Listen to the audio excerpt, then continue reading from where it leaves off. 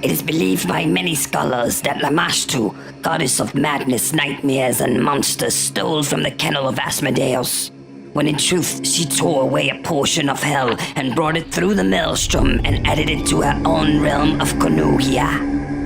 The former hellish realm is known as Paizo Inc, and within it there roamed 4 great barghists, ruthless and powerful.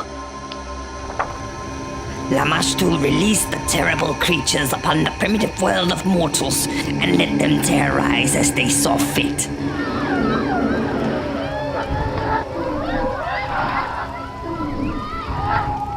It was from the spilled blood of humans that the race of goblins arose. The Barghist had created life, an evil, vicious shadow of the human race.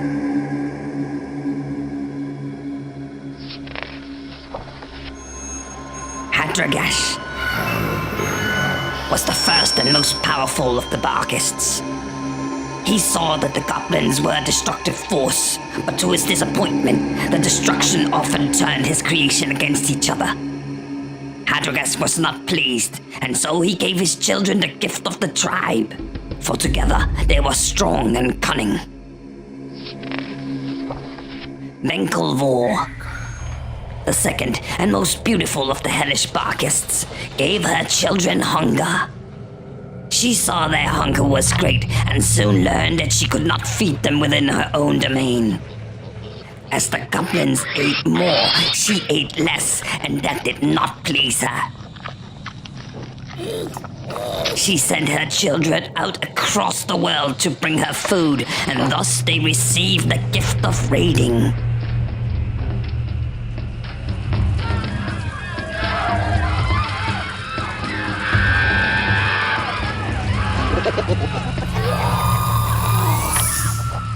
Sarongel, blessed with a pelt of fire and wolfish in nature, was the third of the great Barghists. He sent his children to hunt and gather, but wild dogs caught their scent and hunted the goblins until their numbers were very few.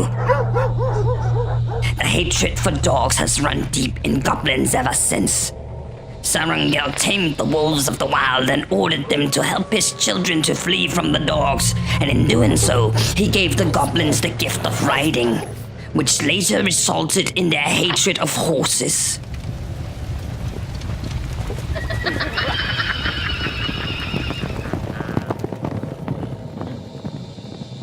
Last of the godlike Barghist was Snasgot, clever and observant. She wished to tame the sea for her children, but her weakness had passed on to them, and they could not breathe water.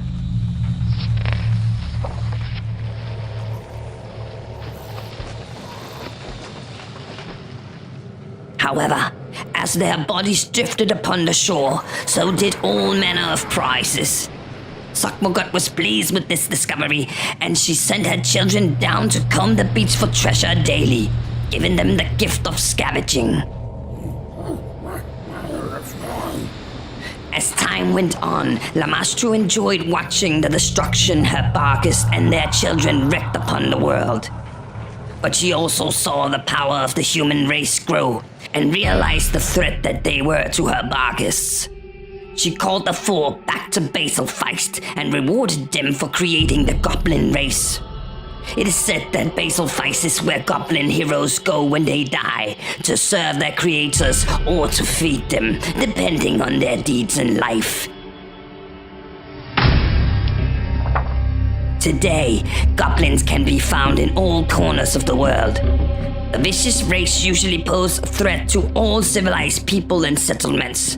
And there is no denying, goblins love to wreak havoc, and they especially love to burn things.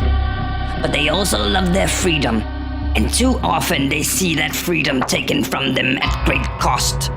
Most recently in the Goblin Blood Wars of Iskar, where thousands upon tens of thousands were forced by brutal hobgoblins to act as their army against the forces of Iskar. The goblins lost entire generations in the battles and was in the end beaten by an alliance between Chiliak Struma and Andoran. Their homes in the forest of Chitterwood burned. The goblins had no choice but to flee down into the caverns below the forest. There they have been licking their wounds for 14 years, and only now they dare to look upon the surface again.